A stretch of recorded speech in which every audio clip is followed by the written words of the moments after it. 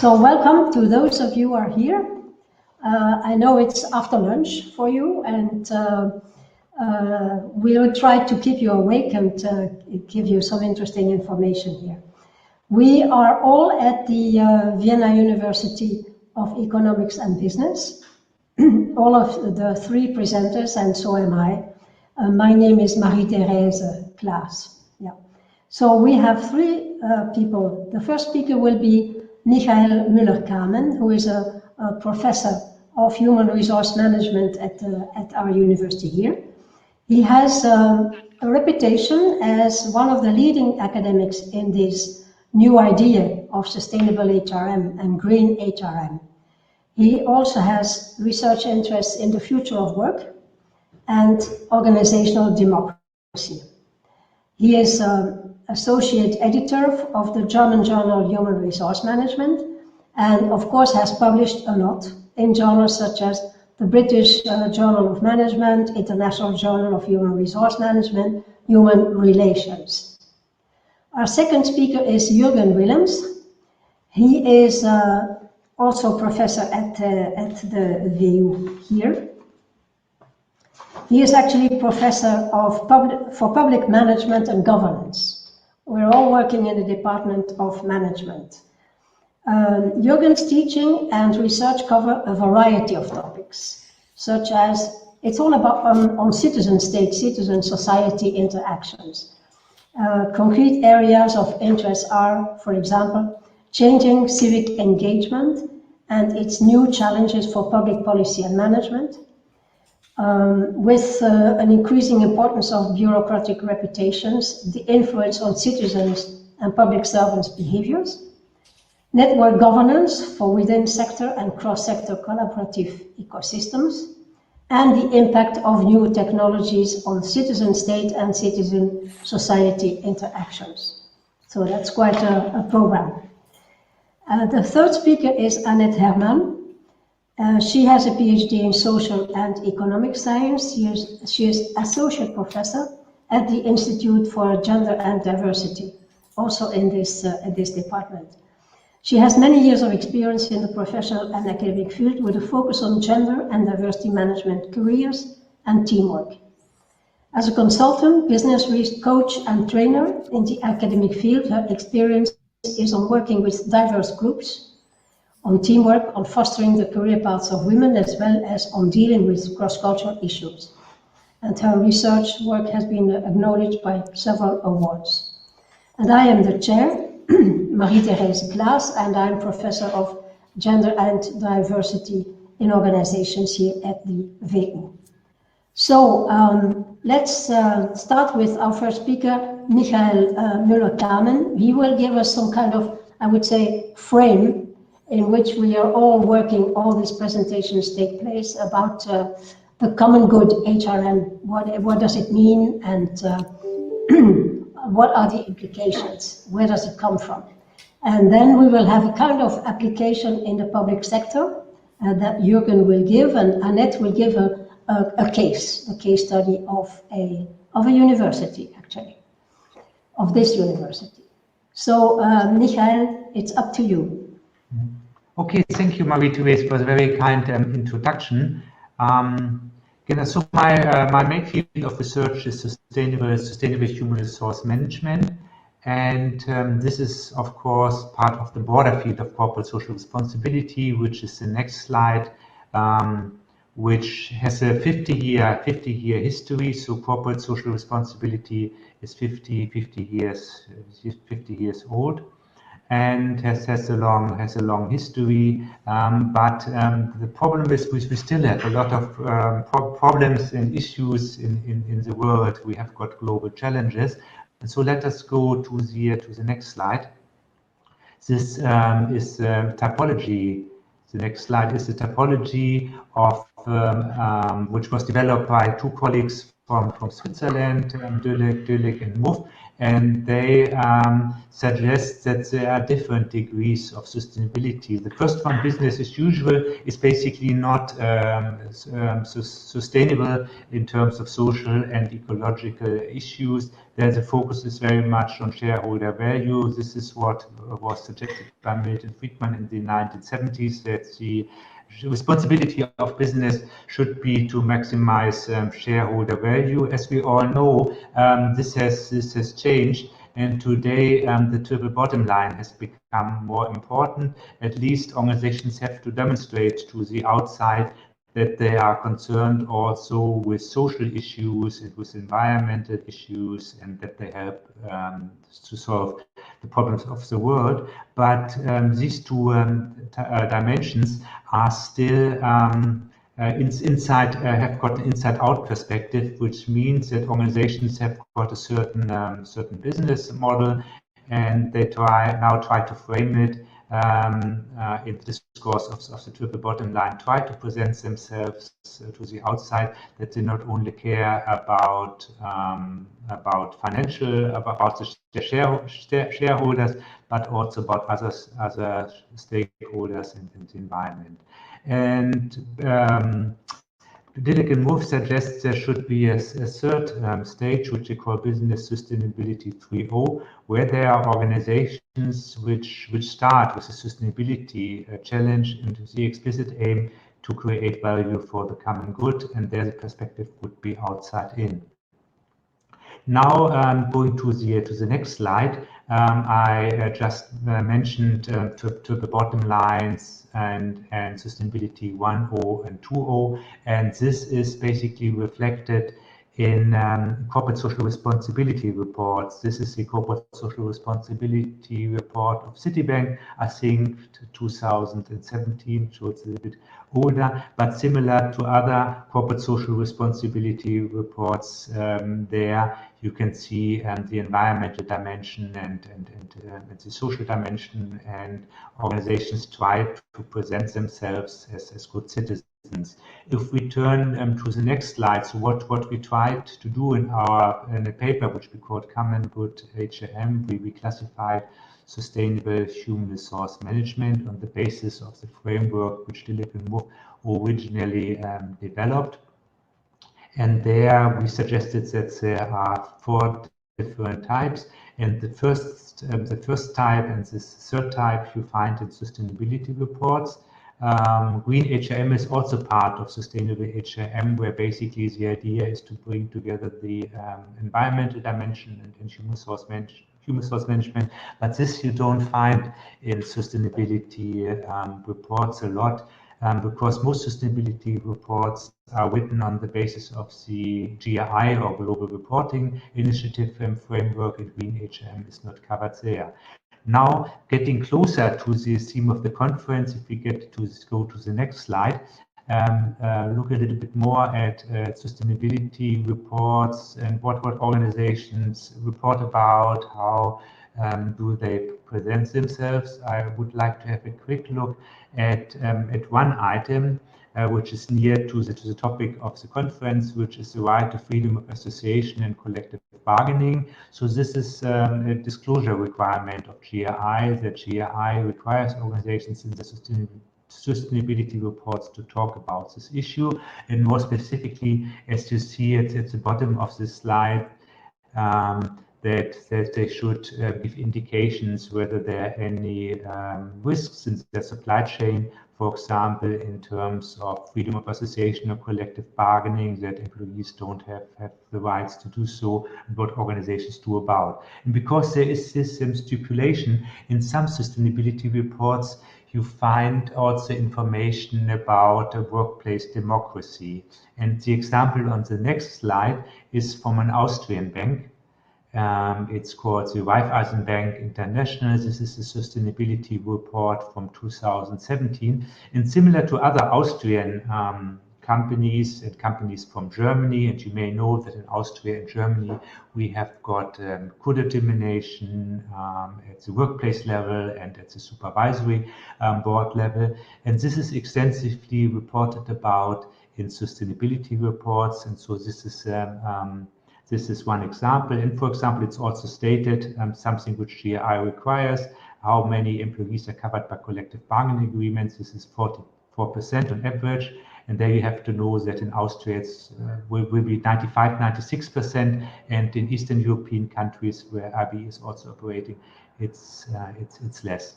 Now we get to the next slide, just to give you an idea sort of for international differences. This is another American bank called Wells Fargo. And if you look at that report, because organizations have got some freedom what to report about and what not. Sorry, there's some noise outside. But in that report, you don't find any mention of freedom of association, of collective bargaining and trade unions. And that is very much in line with the hostile attitude towards trade unions in many big American companies, and the fact that they don't recognize trade unions. And the third slide, just to give you an illustration about sort of differences in sustainability reports and how they're different between countries. This is one bank, is a Chinese bank, ICBC Bank, and they mentioned that they practice democratic management. So very near to the topic of this conference. But democratic management in the Chinese style basically means, because this is a big state-owned bank, and in state-owned banks, Chinese trade unions, which are basically a state trade union, and they play an important role there. Basically, the transmission, they transmit the policies of the Chinese Communist Party into organizations, and therefore they play an important role and are involved in different management decisions. And that's basically democratic management in China, in particular in ICBC Bank. Now we come to the next slide, because when you have a look at sustainability reports, not only at the issue of trade unions, workplace democracy, but also other issues, the information provided there is really limited. Organizations try to create a positive image, but it's not that they really make an attempt to address the big challenges the world is facing, in particular those which Dilek and Muff require for business sustainability 3.0 perspective. And so now our idea was to look at the field of human resource management and see sort of if an organization takes such a perspective, a business sustainability 3.0 perspective, how might their human resource management look like? And an indication for that is on the next slide, where we suggest that such a common good HRM model is value-driven, based on cooperation instead of competitiveness, rather than efficiency. Trust is important, and so forth. And it's about common good values which are embedded in the organization. This is a little bit abstract, but I would like to give you examples, and that's on the next slide, how human resource management can react to the global challenges the world is facing. So on the left side, we have written down 3 global challenges. Then we outline policy areas in human resource management that could help contributing towards solving these global challenges.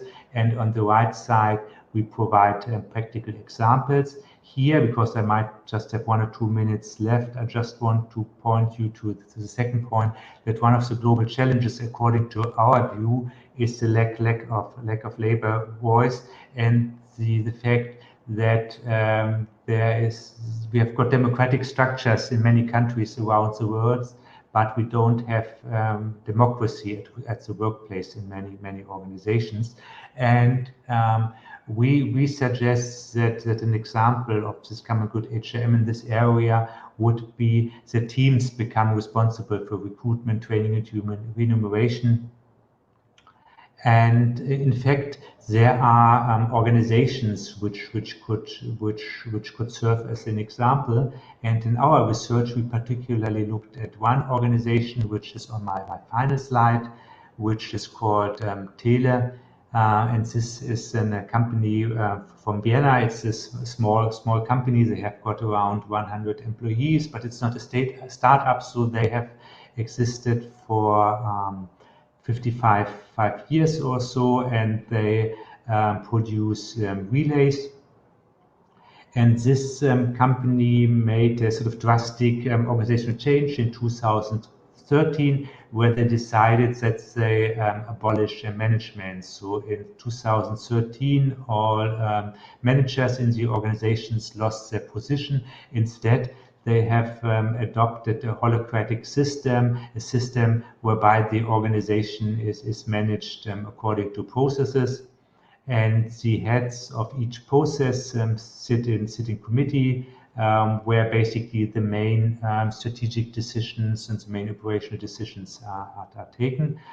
They also have got a nice idea about human resource management. So the people who are leading the different processes, they don't have HR responsibility over the team, but someone from a different process. And generally, this company aims to empower employees, not only white collar, but also blue collar employees. And one way in which they do that is that they provide full internal transparency of the business data for all employees. If this organization hires people, I think the fit with the values of the organization is very important, much more than technical skills. And they also, some years ago, redefined the salary structure, and they did it by a team of employees. Okay, so this is just in brief, give you some idea what sustainable human resource management could mean, how it can be linked to the common good, and the role the workplace democracy currently plays in organizations, and the role it could play in the future. So thank you for your attention. Back to you, Marie-Therese. Thank you, Michael, for this very interesting introduction to this field and some surprises. I would invite the participants here to keep their comments and questions until we have heard all speakers. Then we can have a discussion with the questions to the different speakers and all kinds of discussions that we would like to have. So thank you. And I would like to move now to the next speaker, Jurgen Willems, who in a way is very much involved in this public policy and the impact of work environment and public policy. And the title of his presentation is Trade-offs, Inherent Trade-offs in Democratizing Public Service Work. So Jurgen, the floor is yours. Yes, I hope you hear me well, the typical question. Okay. So indeed, the reason why I come after Michael is because Michael gave a very nice strategic top-down approach. And when talking about it with the other speakers, we realized that I could bring a more the bottom-up approach, which is what citizens think about it themselves, about democratizing work and so on. And therefore, I'll guide you a little bit through my slides. I'll also click at the same time on the slides. So if I look left and right, that's to coordinate that. And I'll start my bottom-up story from a very practical perspective. So I'm not a major specialist in this topic, not at all. But it wouldn't surprise you if I suddenly talk about this major event that happened to all of us, which was Corona, about 1.5 years ago. And actually, we can, of course, have long talks about it, everything that influenced, how it influenced their life, and so on and so on. But from a work perspective, especially when it's about democratization, we can also see it as one of the biggest real-life work experiments that we will all be a part of. And of course, we learned a lot from it as employees at universities or in other companies and so on. But also from a research point of view, it's a bit interesting to look at this, what happened before and what happened after. And I must say it was a serendipity from my point of view, but I was already collecting data. In the beginning, it was about Austria. And I had data before the Corona crisis, and then suddenly the Corona crisis happened. And actually, for some of the constructs that I and other people of the Institute were for some of these contracts, we were collecting data. Actually, it was quite interesting to collect or compare what we know before Corona and what we know after Corona. And that's how it started. Very bottom up, very data driven a little bit. It was about, we wanted to know what is the opinion of citizens on all of this, about the typical elements of democratic work environments, like do you want more empowerment, which changes do you want to stay, and so on. And it's way too much data to give an overview in just 10 minutes. So rather than giving 20 or I don't know, I can probably show 40 graphs or something, I'll just show one and guide you through. But if you want to know more, you can scan this code or link it or just Google on our website. But for today, I will just look at this one particular question that we asked. And I will also explain a little bit why we choose it. So in the beginning, we were collecting data on pro-social behavior before and after the Corona. We also asked people, would you still help a colleague and so on, now that you don't meet that colleague that often anymore? We were all doing home office and so on. And based on that, we also got the opportunity to add a question. It's to a panel, and that panel was sent out, I think, every week in the Corona days in Austria. And it was somewhere in May last year. So the first 2 months of the Corona crisis were still going on. So we were still looking in all directions. Every one of us was probably looking in all directions, like what is this crisis doing with us, also from a work environment thing.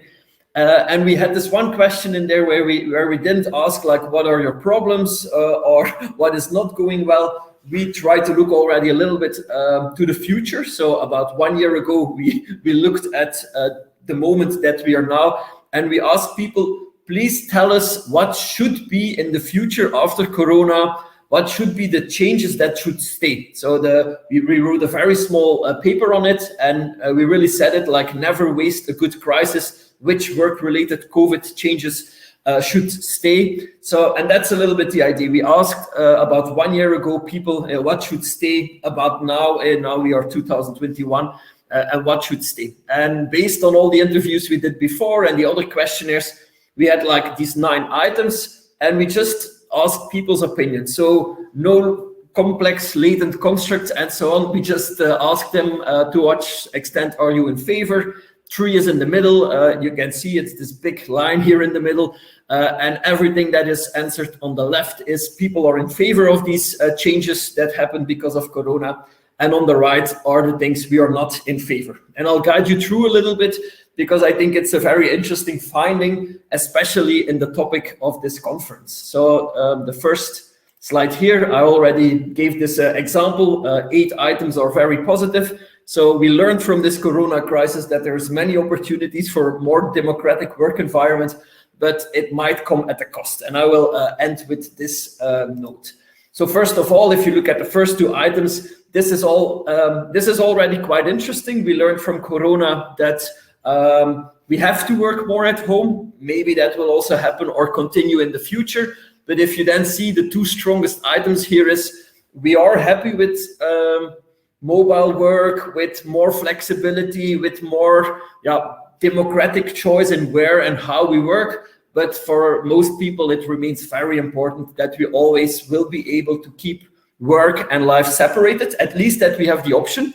So this whole sometimes fuss about a gig economy and everything mingles, if you really ask people straight, then they say like, yes, I'm happy with the flexibility, but I'm not that happy if I would not be able to separate private life and work anymore. And it's the same, and I think it's quite interesting about colleagues. So we don't want to be packed with colleagues all the time in the same room. It is also good that sometimes we can work a little bit further. And that is what people said from this Corona. Yes, please let us keep that if we work to a more better improved way afterwards. But there are also some other things. I marked them in blue here. And they all have the same starting. It's all about employees should, when possible, be free to choose and to choose when they work, where they work, workplace or home, and whether they should work full-time and part-time. And this is definitely something where people say from Corona, we were a bit forced to set our own agenda. We were forced to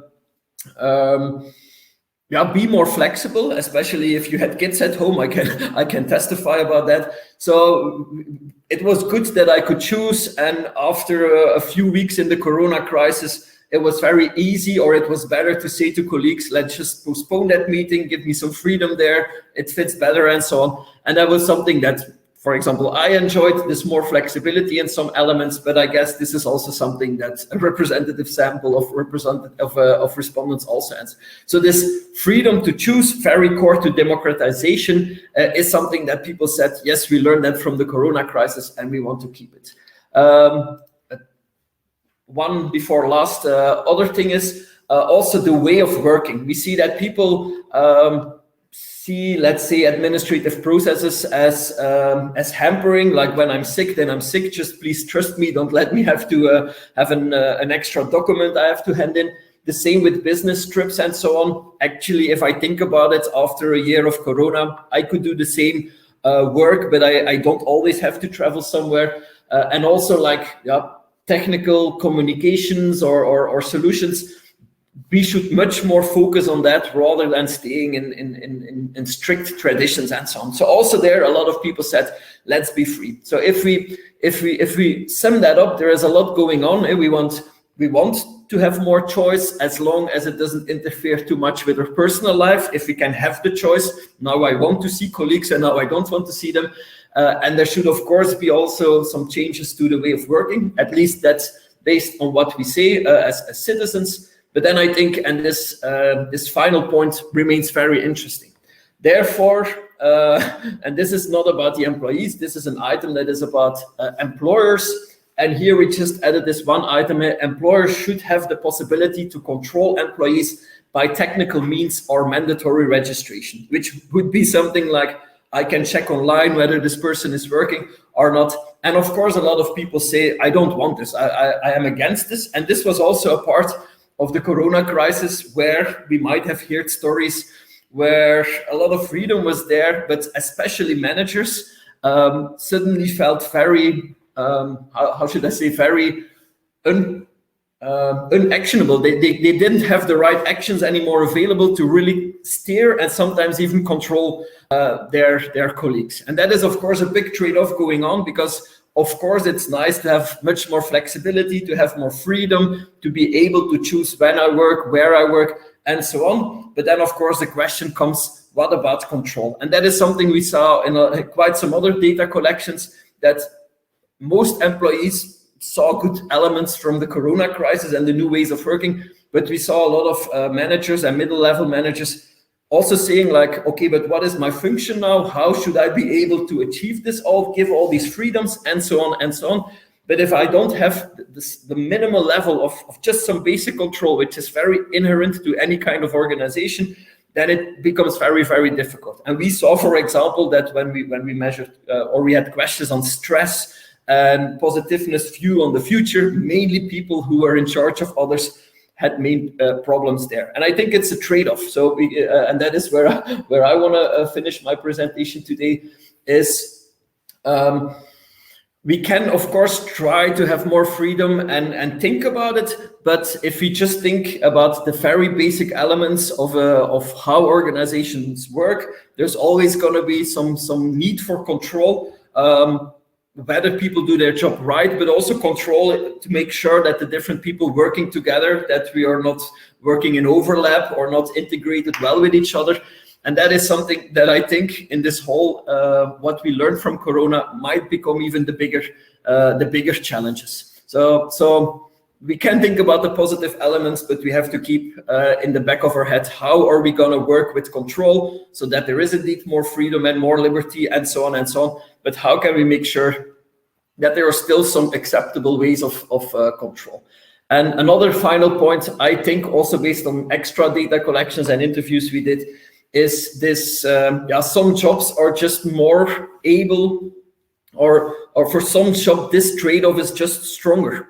In quite some organizations, you could say there's more freedom, and I can try to make sure that employees are more intrinsically motivated, that indeed I work more on an output base and not on a process base, where I will only look at the end what the output was, and therefore you have a lot of freedom in how to achieve your output. especially in the public sector, that's not always possible. And it's about education, and most of the academics learned about that. We cannot only just give anyone freedom or something without controlling the process to get to a certain output.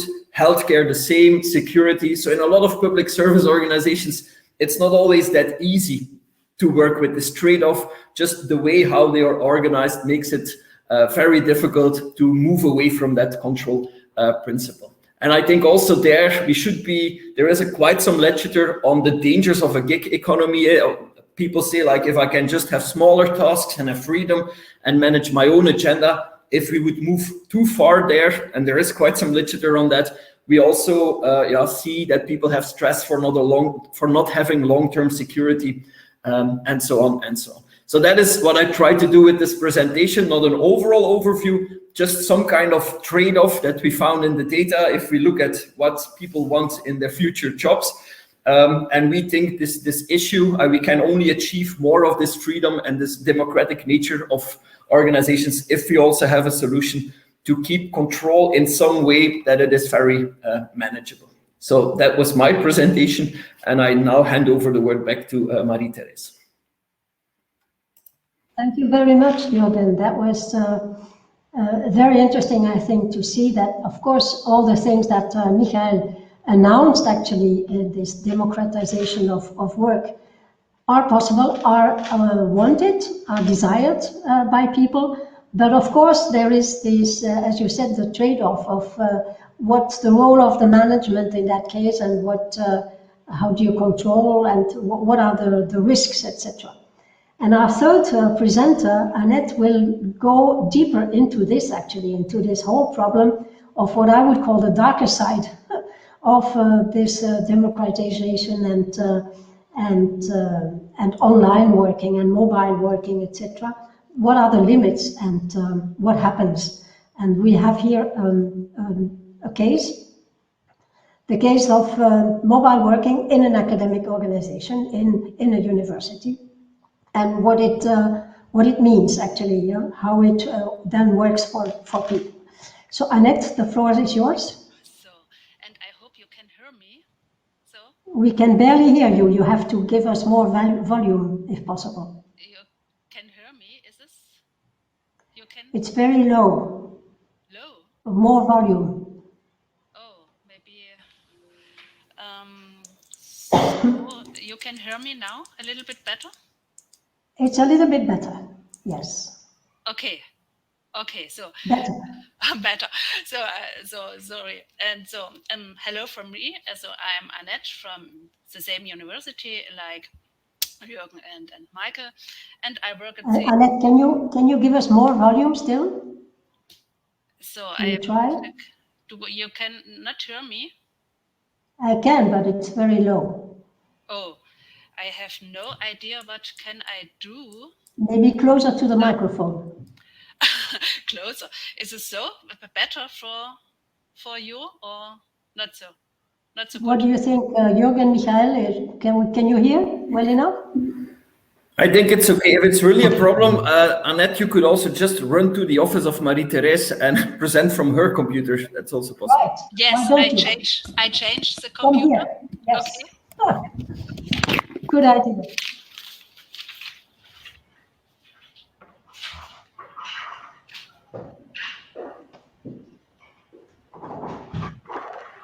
Good idea. So, okay.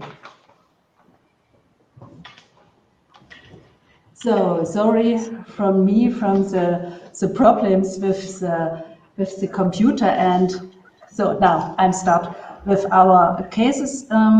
Marie-Therese said that we have a current study, a 2-year study in one organization, and I would like to present selected results of our study, mobile working in a higher education context, opportunity and risk for diversity. So the next slide, please. Machst du das? Yes, that's okay. Okay. Okay. So first, I will give a brief insight into the background of the study. Yes, it is a scientific academic study on the implementation of mobile working among administrative staff. The study is located in the field of higher education research with a very selected focus. The focus is on administration personnel. So it's very seldom there's research in this university field. The organization currently researched has more than 2,400 employees, including around 800 in management and administration. And the organization's main aims are dealing with multiple challenges, diversity and inclusion via digitalization. Therefore, our research question is how do flexible forms of work impact different organizational processes of differentiation? So it was the slide before, and now the data collection. One part of the research project is an explorative, qualitative study. We conducted interviews from October 2020 to December 2020. And December was a pilot group of selected employees and managers with home office experience before Corona times from 2002 to 2020. A total of 66 people had a home office contract in this organization, and we had in our sample 43 people. This means employees in specific professions. This was the starting point of the pilot project in this organization, people in IT, and after then, women after maternity leave, or women with children in leadership, leaders and people with disabilities followed. And in total, so it was 43 interviews with individual interviews with people in general administration in all areas, for example, in accounting, IT, HR, and so on. In detail, there were 9 men, 34 women, almost all in permanent employment contracts and from different hierarchical categories, 16 full-time employees and 27 part-time employees, or we can say differently, 29 employees and 14 managers. The topics of the interviews were the experience, challenges, the individual needs before Corona time, shifts during Corona time, and wishes for the future. So we had all the perspectives and depends on the time. So in the autumn 2020, also our sample has experience before Corona and during Corona time. So the analysis was performed by using the grounded theory methods to elaborate and developed categories generated in the data. And so now we can see the first results. It's the next. Yes, it's the next slide. Yes. So we have communication behind. So we have not finished the analysis yet, and I would like to present only 2 findings here. A very important finding. So I think the first is inclusion is associated with contradictions. You remember we have in our sample women with childcare responsibilities in lower or higher management positions, people with disabilities, leader and men in specific professions. All the people have experience before Corona time. And so we can see a lot of positive aspects from her experience. First, so flexible work, home office called for Corona enables adaptation for family or personal pace and give change to increase weekly working hours. It is a form of economic capital or accumulation of economic capital. At the same time, the empowerment was increased on the self-determination of the organization of work. This applies to women with childcare as well as people with disabilities. For disability, we have a special topic. Disability is less of an issue in the digital space, often not visible. And for men, so another result is men in the sample, more time for work and private interests. But we have only a very, very small sample of men in our sample, only 9 men. So the framework increased that intrinsic motivation and commitments is to the organization. And we have also weaknesses, especially for women. So it shows that organization, it shows that work-family life balance is a women's issue. Flexible working arrangements reinforce traditional gender roles and bring them back to the surface. And flexible work models also created a high workload for women and at the same time a limited scope of action, which only included work, family and household. There is no time for career and social networks. We have no accumulation of social capital in work, and we need this is necessary for careers. And limited flexible working arrangements are oriented in this case towards binary gender. We speak from a heteronormative assumption in this context. And for disabled people, there is a risk that the issues of disability will be forgotten if there is no more local involvement. The issue of invisibility also exists for women. And also we have a danger of creating gaps between the privileged few who can work from home due to their disability or childcare issues and the other normal staff. There is a feeling of unfair treatment by human resource department. So, and we have the next slide. The second important point of findings that is work flexibility and working conditions control are contrasted. We know that a scientific organization has a strong hierarchy and working control is via visibility and presence. The corona pandemic demonstrated that control mechanisms are changing. So, and we have a dynamic adaptation in this process. So I would like to briefly illustrate this process with the experience of our sample. We have the time before Corona or before COVID-19.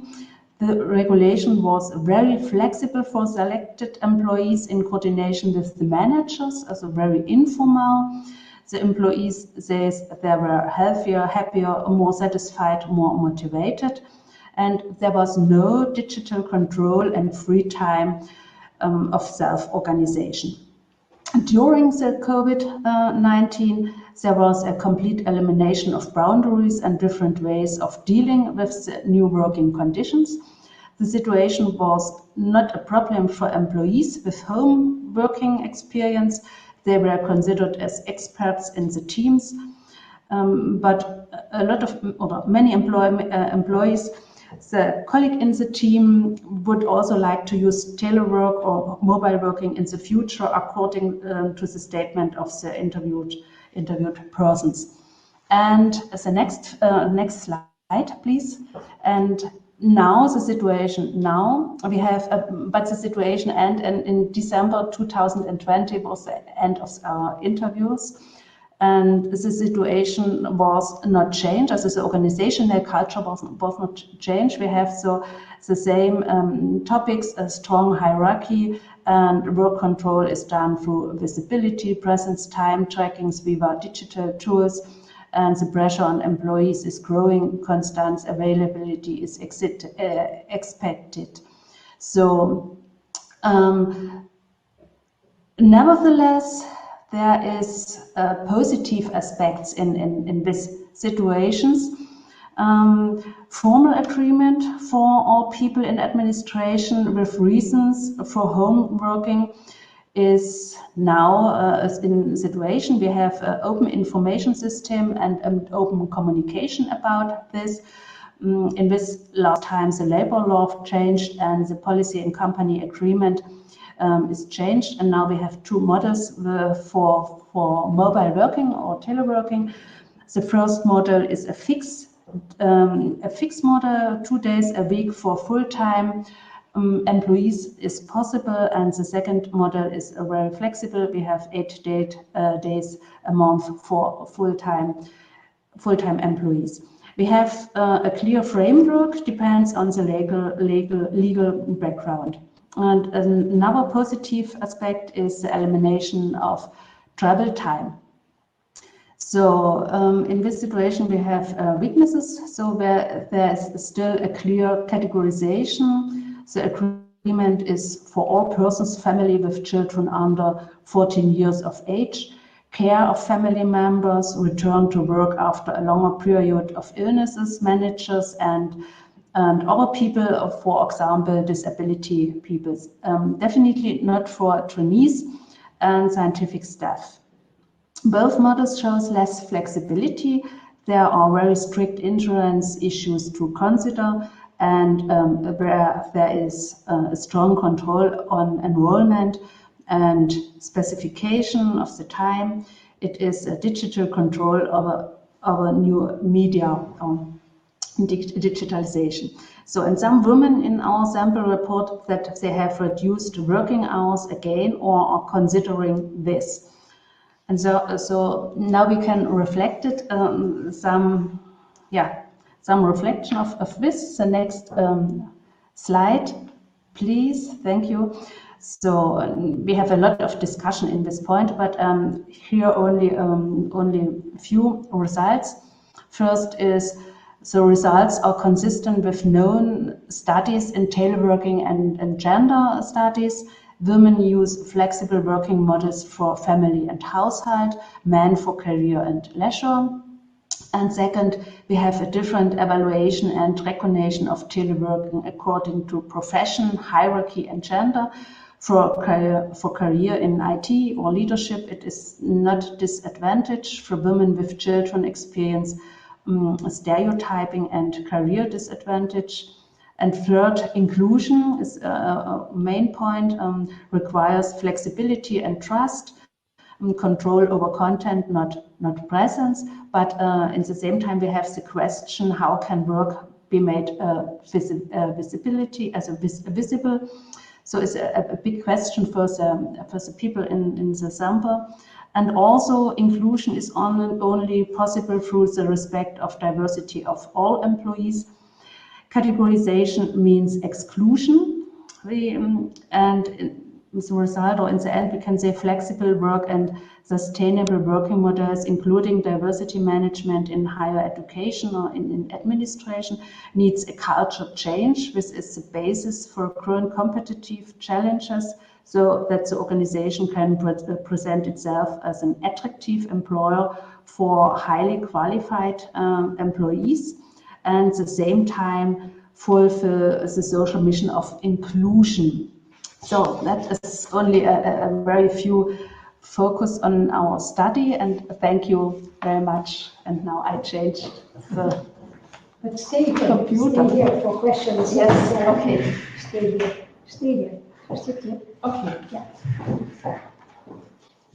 All right. Thank you very much. So this is actually an application of this democratization, but also the reverse side of it, what it can do, what it can bring, etc. So we are now opening the floor. So if anybody has a question, a comment, or would like to come in any way, please do so. I think we can open it.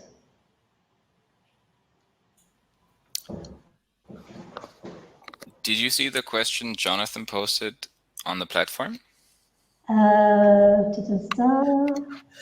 Jonathan, you in the chat? Yeah, under the subheader questions. I can read them out to you if you want to. Yeah, okay, question and answer, I see it here. Right, Jonathan. For Jurgen, is there an unstated assumption about what kind of employees is responding? White collar, office-based, etc. What does this mean for implications of your results? Yes, very good question. What we did is, this is a sample, it's a panel, and it's representative for Austria. So of course we have to think there a little bit. So, and it was a citizens representative for Austria. So it's not only people in a certain sector, If I remember and also looked a little bit further, that is mainly people in the private sector. It was small and big companies. It's of course a big part in the public sector, and in this sample a smaller part in the non-profit sector. So it is representative for a Western country. So I fully agree that this is definitely not representative for the global world. And also there, but I know it's not from this data collection, from other data collections, it is unfortunately migrant groups or people with a migration background, so already who get the Austrian nationality, but then still or first or second generation migrants. They are overall underrepresented in these samples. So, and that's the truth, but yeah, that's the way how we have to work with that. So how does that influence the finding? I think it does, so that the stuff we found now is probably to some extent representative. If we really want to know about minority groups or particular target groups, I fully agree that this is not the best method to do so. But that's, of course, as most researchers know, always a trade-off. Easy access to data versus more difficult access, but then you can say more concrete things about target groups. Thank you. There is a second question from Jonathan as well. What do you think of the critical research that suggests from firm activities in these areas amount to attempts to capture policy areas to ensure they are convenient for corporations?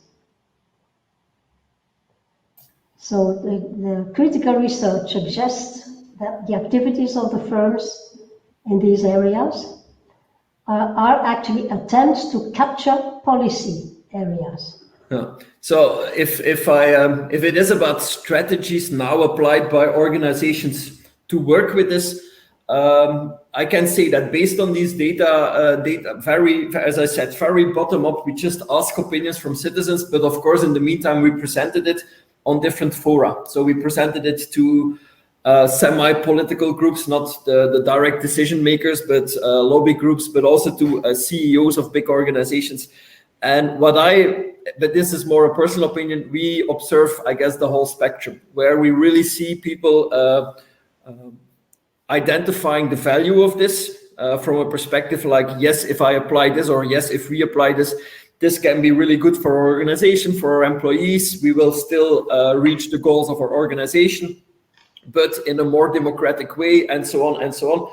But I've also heard already some people who try to see the benefit of this. For example, let's just have less office spaces, have a system where people get, even by an algorithm, randomly allocated to certain days that you are allowed in the office and the rest you have to work at home. So where there is, of course, as always with these kind of changes, where people try to use this more in order to reach other goals. And I think just another example has nothing to do with Corona. There has been so many research that almost tried to show how good it was to have shared offices, to have these big platforms in big buildings where everyone could sit together with coffee stands where you could exchange and so on. But very often now, this was also some kind of research that looked to prove that this was really good. There is, in the meantime, also a lot of research that it gives stress to people, that there is more social control, and so on, based on this. So I think it's going to happen the same with this kind of research. You can use this kind of research for different political debates, but in the end, it comes back to what people really want to do with this. Is it genuine or not? So I fully agree that the whole spectrum is possible there. And I think it more depends on particular organizations, particular people, particular decision makers, how they use this generally. So I wouldn't put everyone in the same group and say this is misused or this is very well used. We have to look at that from a case-by-case basis. Michael, do you have an opinion? Is it being used for convenience? Yeah, no, I think I agree with the comment by Jonas and Preminger that a lot of that this whole sustainability reporting is also about greenwashing or about blue washing. It's also not surprising that 20 years ago, when the first sustainability reports were published, tobacco companies and oil companies, they were the first to adopt this. So I fully agree to that. Basically, organizations, in order to keep the license to operate, they try to demonstrate that they operate in line with the triple bottom line.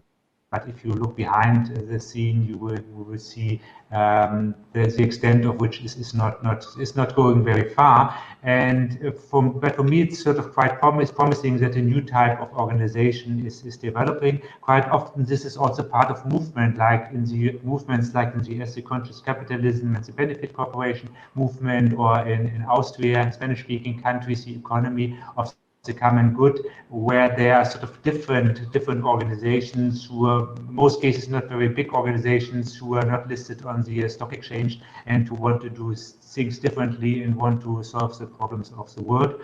And the second question which you asked, Jonathan, is about the sector typical employee.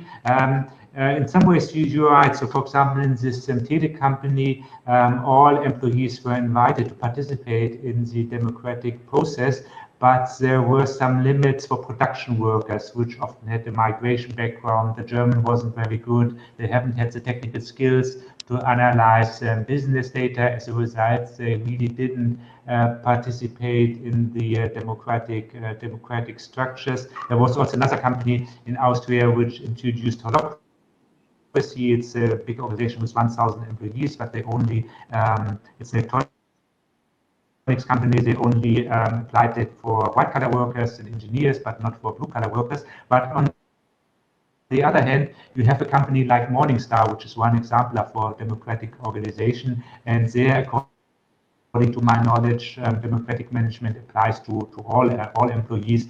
And you also had these big initiatives in the 1970s, democratization of work in automobile manufacturing. The teams got a lot of control about the work, and this again was about production workers. So I think on the first side, a lot of these ideas would only apply to high qualified employees, but I think that you shouldn't forget lower skilled and blue collar workers. Yeah. And of course, as you said in your presentation, there are huge differences between, for example, the Europe and the US as far as these trends go as well. And of course, in Europe, the employees are much more protected by law than they are in the US, for example. And I was wondering if European companies who are applying all these democratic policies in Europe, do they do the same thing when they are in the US?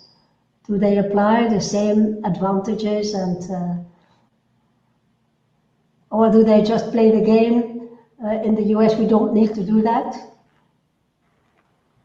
I think there's a difference between direct democracy and indirect democracy at the workplace, or democracy like it was set up by Telehase or by Morningstar, which is democracy where basically you don't have the trade unions and works councils involved. And of course, in Austria and in Germany, I would think most companies, particularly big companies, they have got some democracy at the workplace, but this is due to the law, to co-determination laws, whereby you have got works councils, and management has to involve them in many HR-related decisions. That's a big difference to the United States, where you don't have these structures. But on a voluntary level, and this is shown by the example of Telehase, by the example of Morningstar, but Patagonia, I think they're also known for some workplace democracy. They are obviously you can do something, but in Austria and Germany, sometimes you have to do it because you have got the works council, you have to involve employee representatives and trade unions. Okay. There's a question here for Anett. If we can find it. Seems to be, here it is. You indicated reinforcing traditional gender role as one of the weaknesses of the telework. Have you got some men in your research who took a paternal leave and who have a care responsibility? No, it's a very clear answer.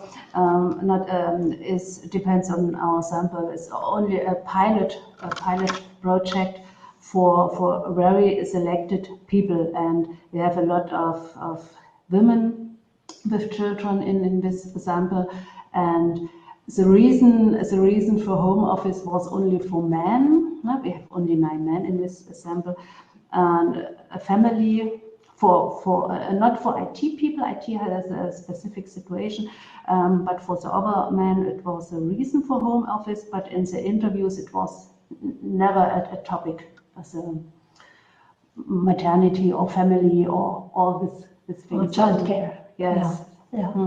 It was one of the striking results that you told us actually, that home office is, the men see it as having more time for leisure or work, whereas women see it as having more time for household, and caring responsibilities. So it's clear that the caring responsibilities are still one-sided. Yes. The men are not participating. No. So maybe it's a second question from Birgit. There's a second question. Or not on what a woman without women without caring family. We had only one woman in a leadership position and without family, and in a specific field. Also it depends from the profession, and so that woman knows home office from her profession and in her community is typical to stay at home and work from home. So, Jurgen, you also stressed very much this problem of control, right? And the need, actually, the manager needs to have control, and Anett's research confirms that this is a big issue, even bigger than you think, because they changed the whole system. The same people who used to be, very flexible in organizing their day before Corona, now all of a sudden there's a huge control because the technology makes it possible. Yes. Yeah. Yes, on the one hand, it does make it possible, but of course that always comes at a cost. So of course the issues of privacy and so on. While before, let's say, there was more a trust element. But I think it also has to do with a lot of this debate of working mobile and so on focuses on employees, which is okay. Then we try to make it better for employees and so on. But always the consequence, like how can people then still do their management function? That is always seen as a secondary step. And I think that is just what pops up from this kind of analysis or the other. So in some way we can build easy hypothesis here. Like if people are more happy with freedom to choose and so on, then why not? But everyone knows that if you would just have, let's say in kindergarten, a bunch of kids and you give them complete freedom, then that might just take until an accident happens, and then someone would say, why was the person in charge of these kids not controlling in some way? So, and I think it is about that. So it's not that that all this democratization wouldn't be possible or something. I think it is possible. It is just in a lot of these debates, how we can make that possible is often forgotten or not focused on. And I think a lot of data analysis show that. There was a lot of surveys, not only ours, about what could be changed and what does it mean for employees and what does it mean for employees with kids or without kids and so on and so on. But in my opinion, in the beginning, there wasn't much research on leaders, managers and so on, and how to deal with that.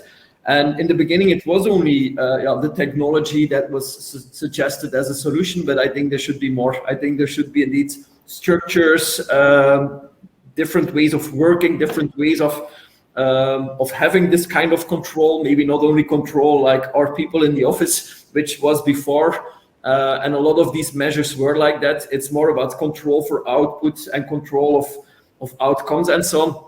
But that makes it much more difficult, regardless Corona and so on. But I think in order to achieve the democratization with employees, we have to think about how managers will still be able to control and do their management function in this setting. Otherwise, that might be the big bottleneck to work with it. So I don't say we should keep high control or it is not possible because of the management control function or something.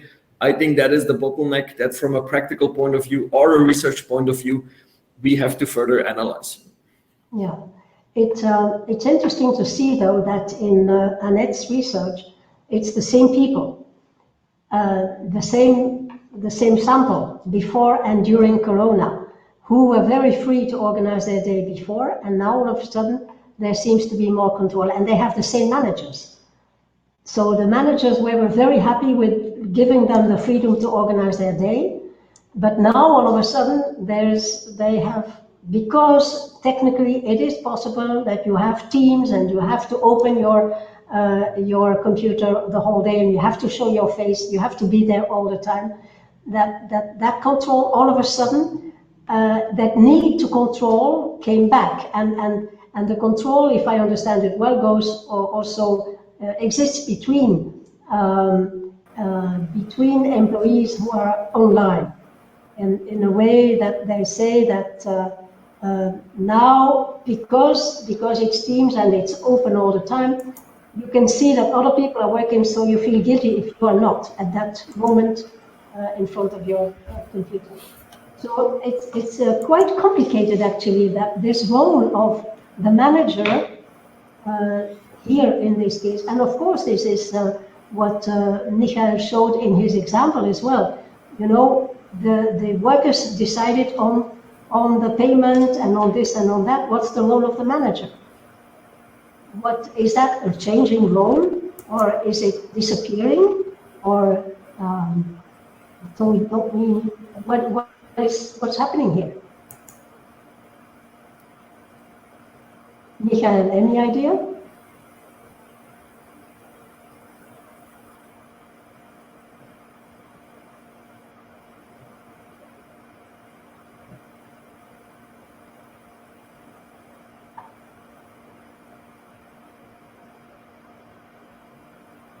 We cannot hear you, Michael. Or maybe he did not hear me. Did you hear me? Apparently no.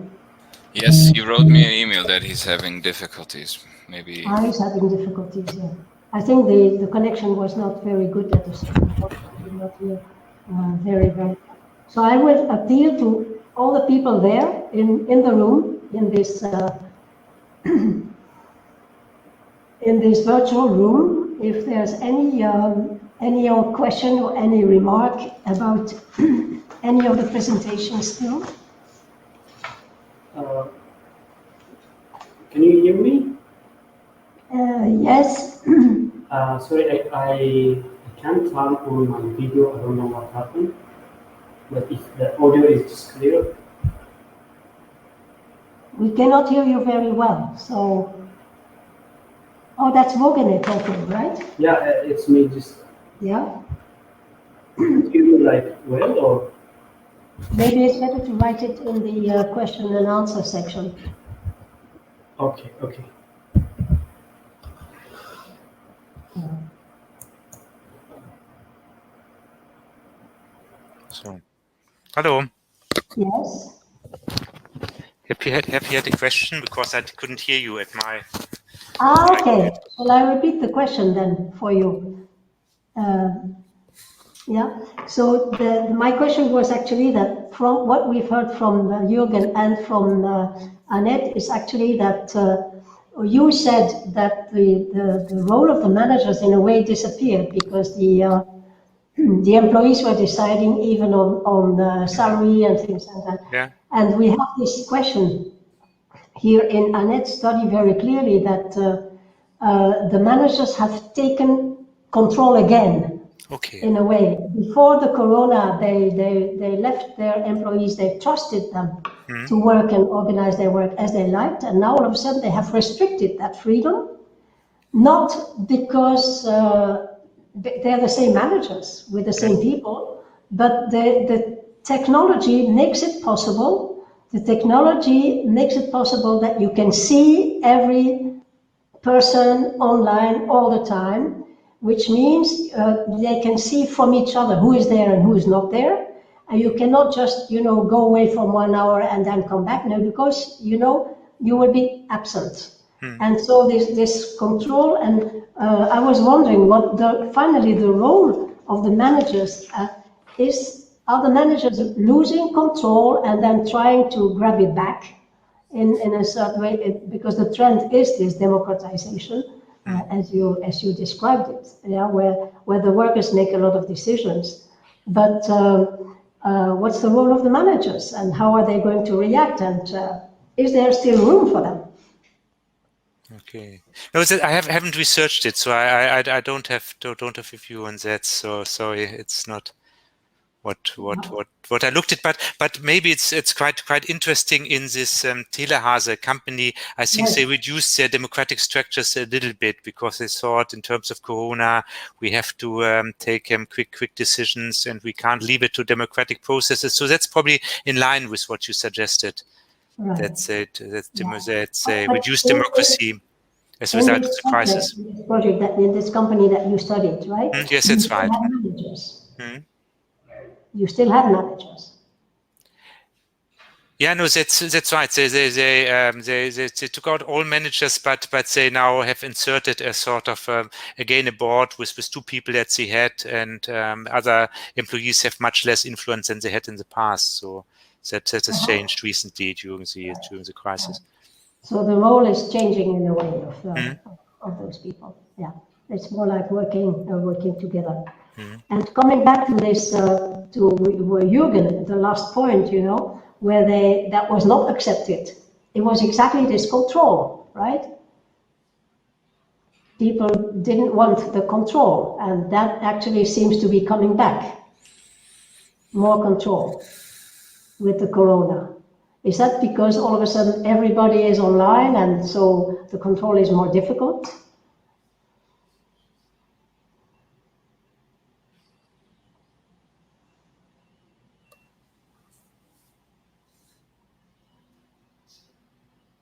Any ideas on that? Anybody?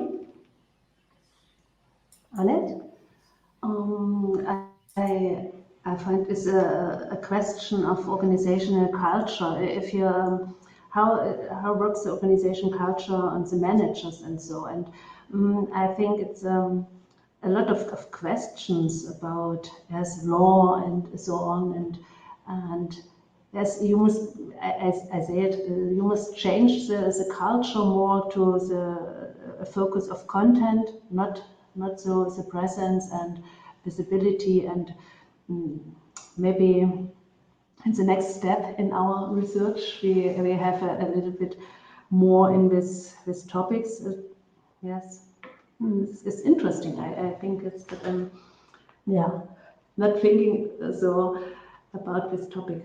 So if I understand well, because of the technology, the shift has moved from the content, what is your job and what have you done, to the form. Yes. The form, which is the contact, the technology, the being there, the teams, the picture. We notice this even with students, right? You want to see the pictures to know that they're there. Yeah, and in a way, for telework, exactly this is one of the issues. So, Jurgen, what was your question? What about women without a caring or family responsibility? Were there any in your group? Yes. Yes, we had only one. Only one. There was only one. Yeah. Because the managers. What about controlling through result-oriented work? Yeah. Result, which might put additional pressure on workers. Well, that is this topic. That's the topic. Yes, and just when it's about controlling on results, I just want to add or elaborate what I said before. I think some jobs are very susceptible to all of this. Like there is, let's say, when we talk about the goal of having more democratization, some jobs there is still room for improvement, but other jobs just inherent to the job, it might be very difficult. So we can all imagine ourselves jobs that if we would have to do them, if no one really controls us, we wouldn't do the work 100% perfect. So some jobs, we think they have to be done, but if there is no kind of control or something there, then people might just not be sufficiently intrinsically motivated to do them. That is one of the things. Other elements is like, now some jobs, they need so much coordination and there's a lot of interdependencies between people in those jobs that it's not always possible just to say like you can choose freely when to work one and what and so on. So, and that is also a point here that, and it's also a critique to our own approach. We just asked any citizen in Austria, what do you think? Knowing very well that these people are very, very different or in very different jobs. And some people just, they could ask for it, but the inherent nature of their job would never allow or wouldn't make it possible to have more freedom and work more home and choose more or combine work and life better and so on. And that is also something that should be put on the table, a lot to be discussed and so on. So there is this overall trend, but especially for something like this, we have to look at contextual factors and so on. Absolutely, because I think most work is important for somebody else. And so you would need that kind of control in a way, automatic, as you say, the interdependency of work and tasks and people. Yeah. All right, any other comments or questions? Any other questions that are there? No? All right. So, shall we conclude? We started with a kind of, as Jurgen said, top-down description of what is democratization at work and what does this mean, this responsible, green, sustainable HRM. And there seems to be a trend towards it. And what would be interesting to find out in research is what are the challenges? You know, I suppose that you have those as well. What are the challenges in that kind of organization? There are several organizations, well-known organizations, that work without managers and giving the responsibility back to the workers. But I'm sure there must be some challenges there as well. And then Jurgen came up with this bottom-up approach, as he calls it, where what do the people think? What do they want? And it's in a way, you know, to be expected that people will say, I want more freedom. I want freedom to organize my work.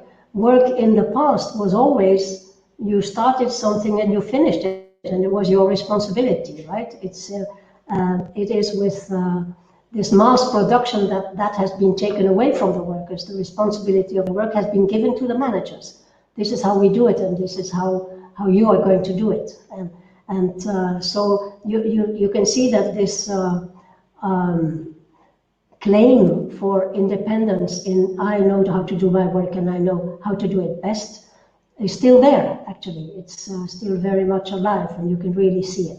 Then on the other hand, if this happens, then at a certain moment, the managers or the people who are in control of the whole organization, then they panic in a way of, okay, who is doing what and are they really doing their job, etc. They don't trust and they don't believe that there is this kind of interdependence, that people are not just working for their boss, but they're also working for their colleagues. Yeah, so that their colleagues wouldn't have a problem, and this kind of interdependence is probably underestimated. As Jurgen said, this is certainly there. Nobody works on their own in a way, right? There's always somebody else who is waiting for what you have been doing or who wants the result of your work. So very interesting to see how this corona has changed some kind of mindset with managers and the need to control. Is it because now all of a sudden everybody was working at home and so they lost control in a way, where they thought they had a lot. Is it because of, as Anett said, the culture of the organization that is top-down and hierarchical, and wants to control people, and wants to see and wants to tell people what to do and how to do it and when to do it, etc., and wants to see a lot of control? Is it a question of trust? Is it a question of evolution? So, of course, this evolution is not a straight line. It goes up and down. And maybe the corona, especially for homework for women, seems to be a downwards trend, where because there's more control now, women don't have the flexibility to work at home anymore. They have to work the same as if they were in the office. The same amount of hours with the same control as if they were in the office. So why would they still stay at home? Which then means that they cannot combine home and work life responsibilities anymore. Which means again that there we have more women who are now going back to part-time work because they don't manage. So we are going back. We are stepping back. And this is not a good evolution, but we just hope it will pick up again in the right direction. Thank you all very much for very nice presentations and very enlightening of how all these things work, and with an opening for new research ideas and new evolutions. Thank you very much. Bye-bye. Thank you. Bye. Bye.